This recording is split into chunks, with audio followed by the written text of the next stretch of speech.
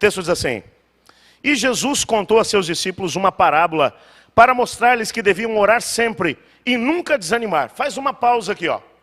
Jesus acabou de falar sobre os sinais que antecederiam a sua vinda.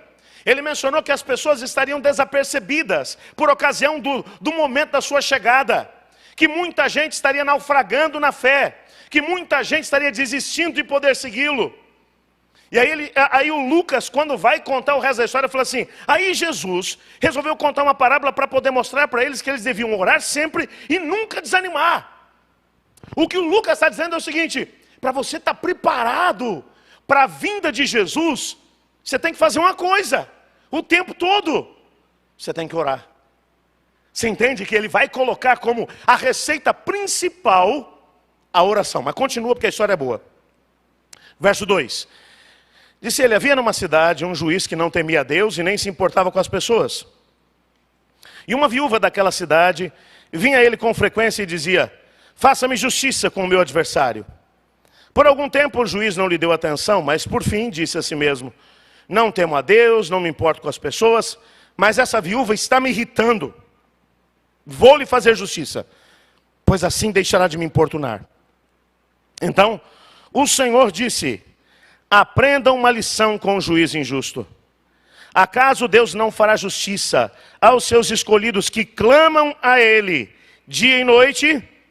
Continuará a adiar a sua resposta? Verso 8. Eu afirmo que Ele fará justiça, e rápido. Aí vem uma pergunta, presta atenção. Mas quando o Filho do Homem voltar, quantas pessoas com fé Ele encontrará na terra? Um texto tremendo, você não acha? Uma história. Jesus era assim. Quando ele percebia que estava perdendo o auditório, ele falava: vou contar uma historinha para vocês aqui. E ele vai e diz: tinha uma mulher. Bom, todas as pessoas entenderam naturalmente o que estava acontecendo ali. Ele vai dizer: era uma mulher que estava vivendo um drama. Uma mulher viúva naquele tempo, e que estava buscando um juiz para julgar a sua causa.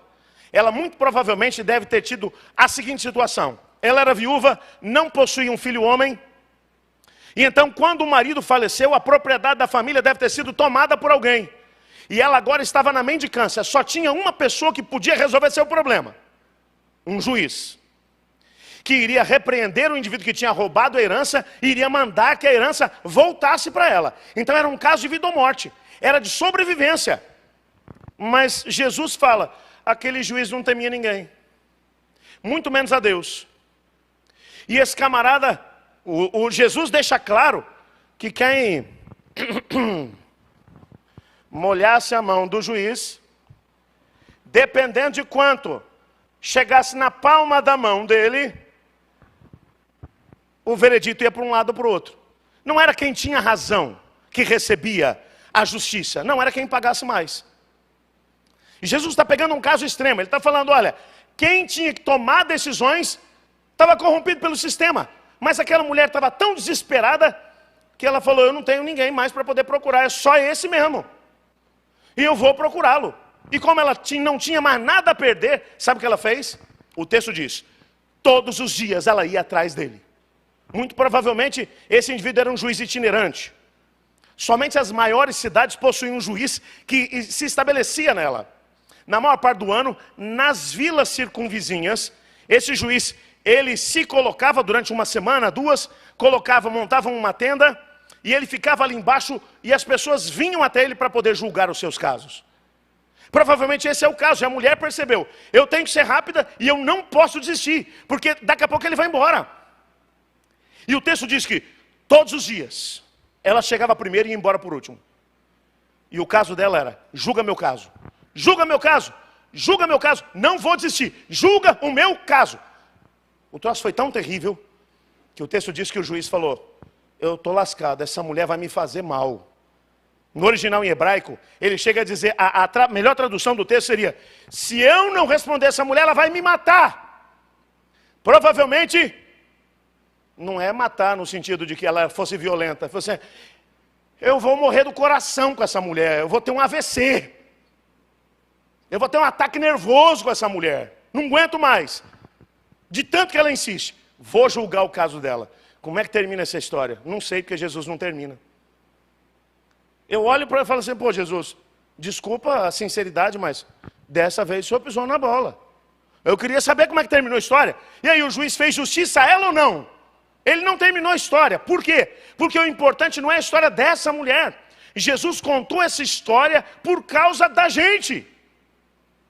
Porque ele queria que nós que estamos vivendo exatamente antes do tempo da vinda de Jesus, que tivéssemos uma determinada postura. A postura de homens e mulheres que tomam uma decisão. Eu vou buscar o Senhor. Por quê? Porque eu quero viver os princípios do reino de Deus. Eu quero ser fiel a Deus. Eu quero ser fiel a Deus no meu trabalho. Eu quero ser fiel a Deus na minha família. Eu quero ser fiel a Deus na minha vizinhança. Eu quero viver uma experiência de um cristianismo vivo. E eu quero alcançar de Deus algumas respostas. Eu chego à conclusão de que está faltando para a gente, sabe o quê? Uma bênção, que é a maior bênção que Deus pode conceder ao ser humano. Sabe qual é a maior bênção? Uma boa, rechonchuda e ao mesmo tempo compacta, pesada provação. Problema mesmo, problema cabeludo. Porque quando a gente está vivendo dramas e problemas realmente complicados, até o ateu lembra de Deus e fala, Deus, não sei se você está aí, nem sei se você existe. Mas se existe, lembra de mim. É ou não é assim? Hoje nós estamos vivendo um tempo em que nós perdemos a urgência de entrar na presença de Deus. Nós vivemos um tempo em que oração se tornou sinônimo de uma reza que a gente faz antes de comer e antes de dormir. É reza. E se você não se cuida muito bem, na hora de comer você vai dizer, Senhor, nos dê uma boa noite de descanso. E na hora de dormir você vai dizer, obrigado pelo alimento. Oração, pessoas com uma vida intensa de oração. Cada vez nós temos tido mais dificuldade de poder encontrar no nosso meio. A senhora White, no livro O Grande Conflito, no capítulo intitulado Os Ardis de Satanás, ela menciona que uma das armas mais usadas pelo inimigo no tempo que antecederia a vinda de Jesus seria ocupar o tempo do povo de Deus com coisas boas, para que eles não tivessem tempo nem para poder estudar a Bíblia, nem para orar. E assim eles seriam facilmente vencidos. E a sua fé seria facilmente levada ao caso. Você entende por que tem tanta gente hoje naufragando na fé? Tanta gente hoje que tem vivido um cristianismo mais ou menos. Porque essa pressa que essa mulher tinha, muitos de nós não temos mais hoje. Existe muita coisa que a gente podia falar sobre ela, mas eu queria terminar aqui com a pergunta que Jesus faz. Mas quando o Filho do Homem voltar, quantas pessoas... E aqui no original em grego, o que a gente descobre aqui é a construção gramatical, a melhor tradução seria a seguinte: quantas pessoas com esse tipo de fé, o tipo de fé da mulher, ele vai encontrar na terra? Quantas pessoas com esse tipo de fé ele vai encontrar na terra? Você sabe que gente que conhece a Jesus vai ter muita gente quando Jesus voltar, né? Mateus capítulo 25 mostra isso. Pessoas que vão dizer, ó, Jesus, que bom que você chegou. Em teu nome eu fiz isso, em teu nome fiz aquilo, curei pessoas, eu expeli demônios, fiz tanta coisa em teu nome. Ele vai dizer, desculpa, eu te conheço. Não sei quem você é. Aliás, eu nunca te conheci. Aparta-te de mim, maldito, para o fogo eterno, preparado para o diabo e os seus anjos, e para você também. Não te conheço.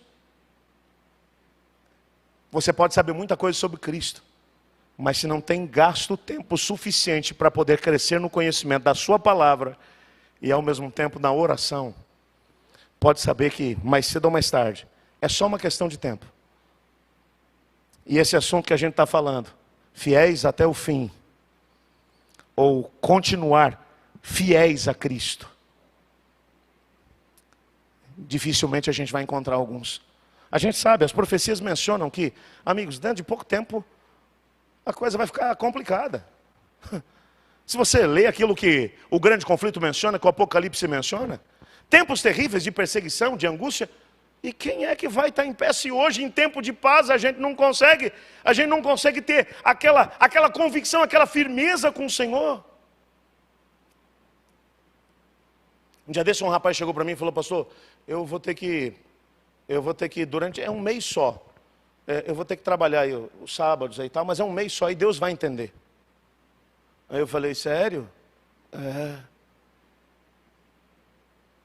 Uma moça me procurou e falou: pastor, todo mundo lá na minha escola, na minha universidade, usa drogas. Pastor, eu vou só usar durante um tempo, para eu poder ver como é que é.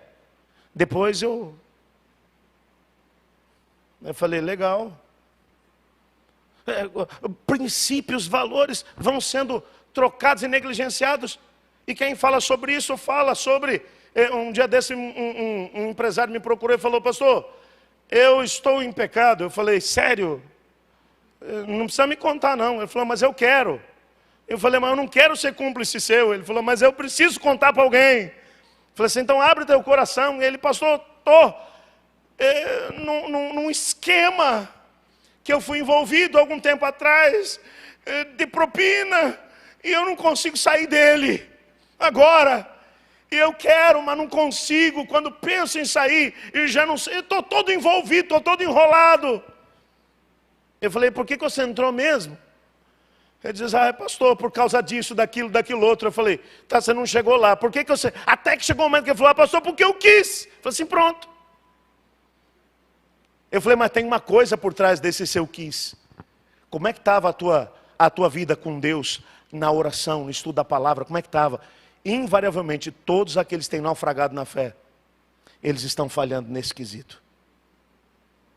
Mas, por outro lado, eu tenho encontrado homens e mulheres que têm entendido aquilo que o Senhor Deus tem os chamado a viver. Homens e mulheres que têm dito: Senhor, eu quero viver os princípios da Tua palavra, eu quero ter uma vida de oração, porque eu entendo que estou vivendo nos dias que antecedem o Teu retorno, e eu quero ver coisas extraordinárias acontecerem.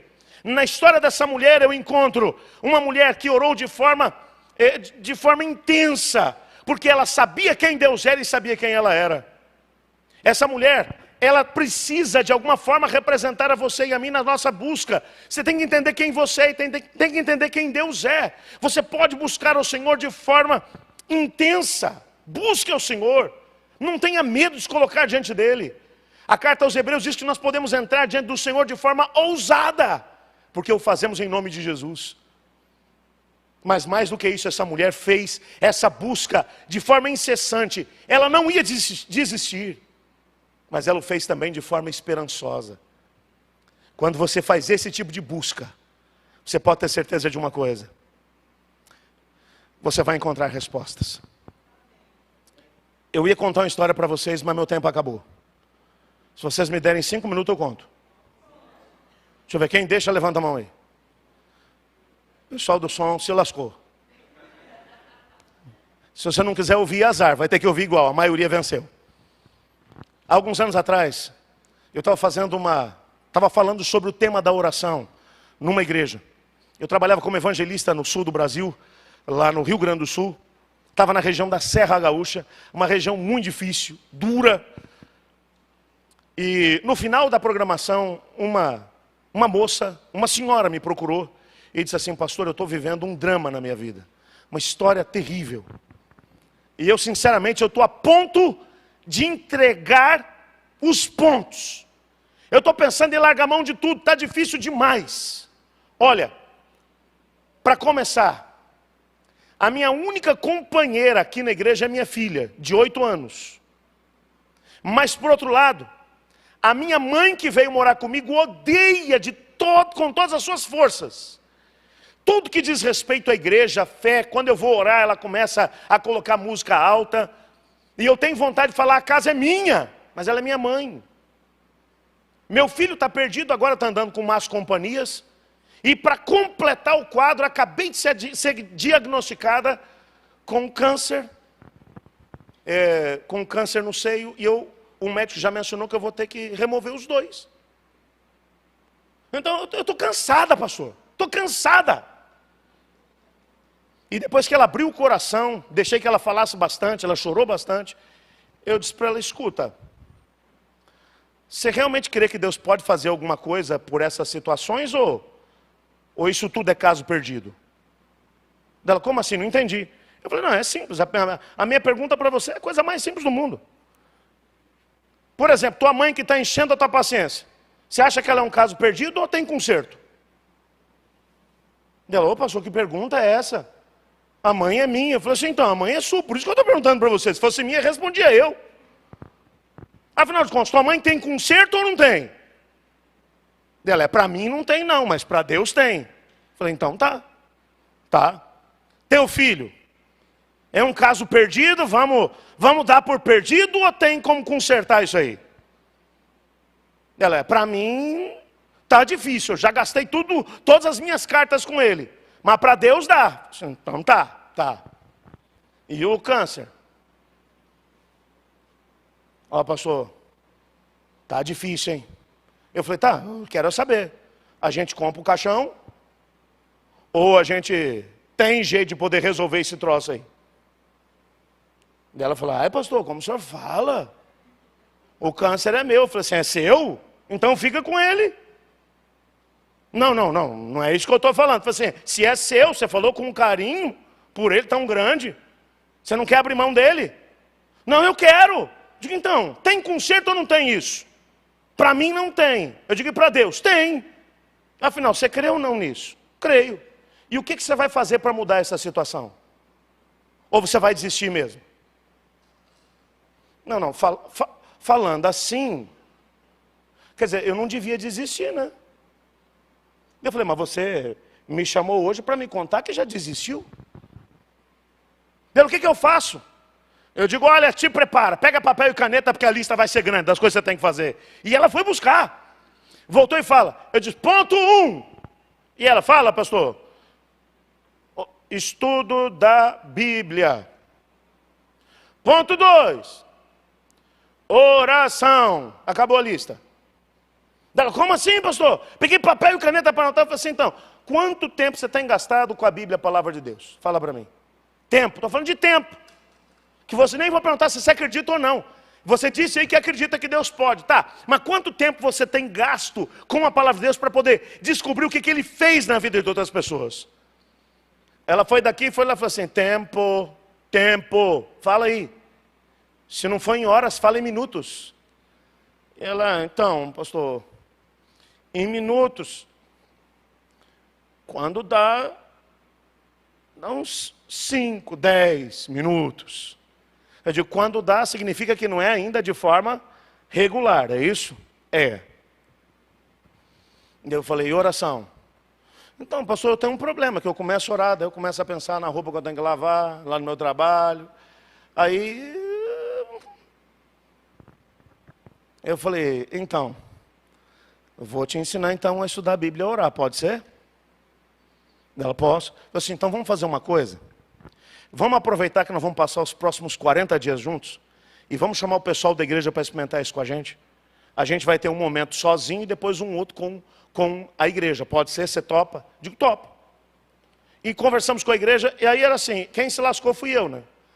Porque aí todos os dias, das 4 às 5 da manhã, porque a gringada lá da Serra Gaúcha começa a trabalhar cedo, então entre as 4 e 5 da manhã a gente tinha um momento para oração, não era para mais nada, era para oração. A gente se reunia, fazia uma prece, lia um texto da Bíblia e nos dividimos para poder realmente orar, para clamar a Deus. E eu dizia para eles, antes de vocês virem para cá, vocês têm que gastar no mínimo, pelo menos 30 minutos com a Bíblia. E a gente dividia uns textos para eles poderem estudar em casa. Teve um irmão que falou para mim, ei pastor, você não tem dó da gente não? Ô senhor, a reunião começa às 4 e eu vou gastar 30 minutos ainda antes com a Bíblia, eu vou ter que levantar às 3 da manhã. Eu falei assim, eu estou com a dó de você. Porque se eu estou mandando você fazer isso, eu também vou fazer. Agora, afinal de contas, você crê em Deus e na sua palavra ou não? Quer ter uma experiência diferenciada ou não? Quer que a sua fé realmente seja solidificada no Senhor ou não? Quer. Eu falei assim, não é obrigatório, ninguém precisa vir aqui não. Pois a igreja estava lotada às 4 da manhã e o povo lá. E nós começamos, foi muito interessante ver como as pessoas começaram a crescer dentro daquela busca. Gente, foram 40 dias em que eles entenderam uma coisa, a gente não vai para poder orar com uma agenda nossa, a gente acha que Deus é office boy, que você chega para ele e dá uma lista de afazeres que ele tem que cumprir. Isso não é oração. A gente chega e fala assim, Senhor, o Senhor vai lá e muda o coração daquela minha mulher, aquele meu marido, aquele meu filho, toca lá no coração daquele meu chefe, eu quero um aumento, eu quero um carro novo, eu quero a casa melhor, eu quero a geladeira melhor, eu quero um sofá melhor, eu quero um lençol melhor, e aí você vai, gente, olha, que isso? Eu imagino Deus falando, ô, você não está me confundindo com ninguém não? Que Deus parece um office boy que você vai dar uma lista de afazeres para ele. Quando na verdade você vai para a Bíblia e descobre que Deus tem Ele tem uma lista de sonhos e projetos para a gente. Oração é quando você descobriu que Deus tem um projeto e você reage ao projeto de Deus. Tá, mas e o que eu quero? O que eu preciso? Então, Jesus falou assim, busque em primeiro lugar o quê? O que Ele mandou buscar primeiro? O reino do céu e a sua justiça. E o restante, e todas as outras coisas serão acrescentadas. Ele falou, bota prioridade e deixa o resto comigo. Se você colocar prioridade no reino, o resto eu faço. Então, oração não é para você fazer uma lista de coisas que Deus tem que fazer. A gente acha que vou incomodar Deus. Deus, eu quero um carro, eu quero um carro, eu quero um carro, eu quero um carro. Eu quero um carro. Me dá um carro. Não, isso é coisa que criança faz. E ainda criança birrenta. Sabe aqueles que no mercado olham e falam assim, eu quero, e rola no chão. É isso. A gente acha que orar de forma fervorosa é ser birrento com Deus. Não tem nada a ver. Você lutar com Deus, você entender, Deus tem um projeto para a minha vida. Eu preciso descobrir qual é esse projeto. E enquanto o reino dele é a tua prioridade, ele cuida da sua. E a igreja começou a trabalhar em cima disso. 40 dias depois, sabe o que tinha acontecido na vida daquela irmã? Absolutamente nada. Ela continuava com câncer. A mãe dela continuava enchendo a paciência. E o filho dela continuava perdido. Aí ela falou assim, pastor, não aconteceu nada até agora, sabe? Mas eu estou tão bem, minha fé está tão solidificada no Senhor. Eu falei, mas você vai desistir assim? Como é que é esse negócio? Deus ainda não terminou de fazer o que Ele começou. Nós tínhamos mais uma semana para poder terminar o processo todo. No sábado que antecedeu ao último sábado que nós tínhamos, a filhinha dela de 8 anos tinha tomado a decisão de ser batizada. E ela veio falar para mim assim, pastor, eu quero que você me batize. Eu digo, te batizo, não tem problema não. E ela falou, mas eu queria tanto que a minha avó viesse e pensa numa mulher barraqueira. Gente do céu! Eu já imaginei aquela mulher entrando na igreja, fazendo uma fiasqueira. Eu já pensei comigo, acho que era melhor que ela não viesse. Mas ela falou, ora comigo, pastor, para minha avó vir no meu batismo. Eu falei, vamos orar. Aí quando a gente se ajoelhou, graças a Deus, ela foi orar primeiro. E ela disse, Senhor Deus, eu sei que o Senhor tem um plano para a vida da minha avó. Senhor, toca naquele coração ruim dela. Eu queria tanto que ela fosse para o céu. Aí eu falei, eu orando para a velha não aparecer, né? Aí eu orei depois e falei, Senhor, perdoa os nossos pecados. Eu estava pensando, era no que eu estava pensando na velha. E aí eu falei, vamos lá, vamos orar. No dia do batismo, adivinha quem apareceu? Na hora do batismo, a mulher entrou, corredor adentro, eu falei, é agora. Na hora que ela apareceu, a menininha estava dentro do tanque e falou, só um pouquinho, pastor, que eu preciso falar umas coisas aqui agora. Porque tem uma pessoa aqui que eu amo demais e que está aqui dentro, uma menina de 8 anos. Ela olhou e falou assim, vó, eu amo você demais, mas você tem transformado... Anh viết vẫn chưa xong, liệu rằng ngày đó có đến trước, dành khi người mới còn chưa mong như anh từng là người đến trước, khi đắng, khi ngọt, hạnh phúc song hành như chén thuốc em à.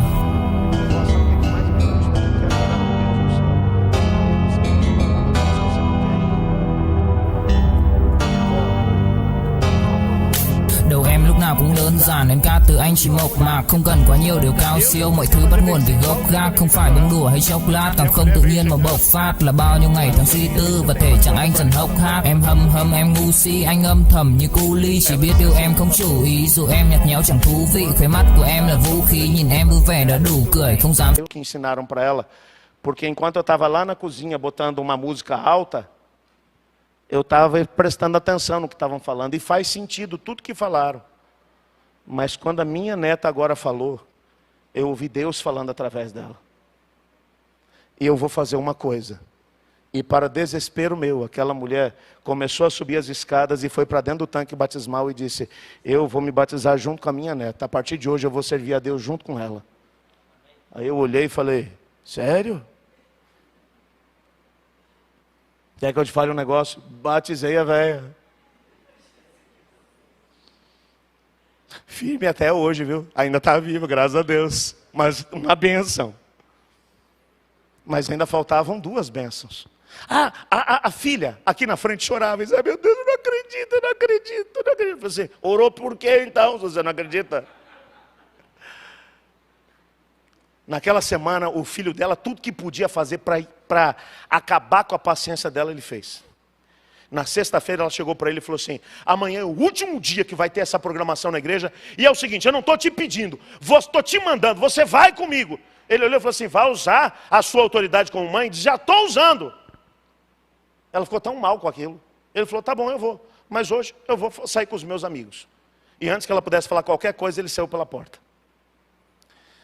E foi uma noite daquelas. Lá pelas baladas, ele achou uma menina, passou a noite com ela. De manhã cedo ele falou: eu prometi para minha mãe que eu tenho que fazer um negócio com ela amanhã. Então, durante o dia a gente não vai poder se ver, mas de noite eu te acho de novo. Beleza? Beleza, tranquilo. Foi-se embora, um para cada canto. Chega ele às 10 da manhã com a cara de muitos amigos. Eu estava introduzindo o sermão, e ele com aquela cara. E ela só olhou para mim e disse: ele veio. Não sei se eu fiz bem. Eu obriguei ele a vir. Eu pensei comigo: fez bobagem. A gente não tem que obrigar os outros. Nisso eu só vejo o rapaz olhando para trás e assim: o que você está fazendo aqui? Era uma menina que estava entrando. E ela olhou para ele e disse: eu podia fazer a mesma pergunta. Eu vim para o compromisso com a minha mãe. Aí ela olhou e falou: e eu vim com compromisso com a minha. A menina era filha da chefe das diaconisas da igreja. A mãe estava orando por ela também aquele tempo todo. E os dois se acham na sexta de noite, lá na perdição. E Deus tocou no coração daquela menina naquela manhã. Ela já tinha sido membro da igreja, estava afastada.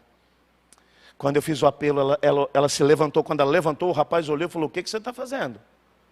Ela olhou e falou: eu já fiz parte dessa família durante muito tempo. Eu estou voltando. Aquela menina que você encontrou ontem de noite está morrendo aqui. Aqui eu estou voltando para Deus. Aí ele olhou e falou: não, eu gostei de você. E é o seguinte, eu vou contigo. Orei pelos dois. Mais ou menos uns 3 meses depois a gente estava batizando os dois. Mas ainda tinha o câncer dela. Exatamente 15 dias depois ela ia fazer a cirurgia. E chegou o dia marcado. No dia que antecedeu, nós fizemos uma reunião de oração ainda. E ela falou: irmãos, fiquem tranquilos. Tudo que eu pedi a Deus, que eu queria, Ele me deu. Eu falei assim: não, tudo não. Você acha que era mais fácil mudar o coração ruim da tua mãe do que curar o seu câncer? É isso que você está dizendo? Não, eu creio que Deus pode. Como é que eu vou saber se Ele fez ou não? Eu falei: na hora que Ele fizer, você vai saber. Mas no dia seguinte era a cirurgia. E ela foi. Estava na sala de anestesia, o anestesista veio, explicou para ela tudo que ia ser feito. E ela falou: não vai precisar mais de cirurgia não. Aliás, eu estou indo embora. Ele: não, calma, como assim a senhora está indo embora? Eu disse: não, é que eu já não tenho mais câncer. Como a senhora não tem? Não, senhora, espera aqui um pouquinho. Aí chega o médico, furioso: o que a senhora está pensando? A gente mobiliza todo o hospital para fazer a cirurgia, agora a senhora vai embora? Eu disse: não, é que o senhor vai tirar meu seio e não tem mais câncer. Ele falou: como não tem? Olha os exames que nós fizemos. Eu falei assim: então é que eu fui curado agora. Se quem falou isso? O meu pastor falou: esse charlatão, eu vou processar esse charlatão. E eu nem sabia do que estava acontecendo, nem tinha falado para ela nada. Mas ela sentiu que estava curada. O médico falou: vamos fazer os exames então. E depois, processo nesse charlatão. O homem fez todos os exames, viraram ela de cabeça para baixo, nos próximos 2 dias. E o médico falou: eu não sei quem foi esse cara que falou para a senhora que a senhora estava curada, mas a senhora está mesmo. O câncer não está mais aqui. Sabe o que eu estou falando para você? Eu estou dizendo para você que é uma pessoa comum, com uma vida comum. Como a maior parte de nós às vezes tem, com problemas comuns, mas que entendeu uma coisa fantástica. O Senhor Deus só pediu para a gente fazer 2 coisas, só 2. Se a gente quiser ter uma vida de fidelidade, uma vida de poder, uma vida de vitória.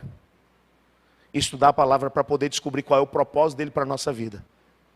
E orar, reagir àquilo que a gente leu na palavra de Deus. Por isso, o Dr. Lucas falou: Teófilo, eu vou te contar umas histórias para você poder saber como viver a vida cristã. Aí foi falar sobre o melhor exemplo de todos, Jesus Cristo. Focado na palavra e na oração. Aí ele olha para os discípulos um pouquinho antes dele poder ir para o céu.